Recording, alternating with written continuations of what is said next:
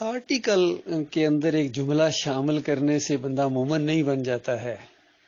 ان کے دلوں کے اندر وہ جملہ شامل نہیں ہوا ہے. میں نے خود جنرل حمید گل کو دیکھا ہے. کسی علاقے میں گئے تھے, کوئی تنازع کھڑا ہو گیا تھا, تو یہ شیعہ لوگ تھے, وہاں بات چیت ہو رہی تھی اور اس کی آنکھوں کے سامنے وہ نعرہ حیدری لگا رہے تھے اور اس جرنیل کے ماتھے پر شکن نہیں پڑی اور پوری زندگی انقلاب انقلاب کرتا رہا, لیکن ایمان, توحید اور رد شرک کی اس کو توفیق نہیں ملی ہے.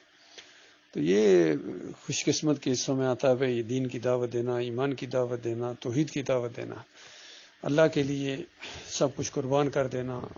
جو چیز جائے اللہ کے لیے جائے, جو چیز جاتی ہے جائے, ہمارا مالک ناراض نہ ہو.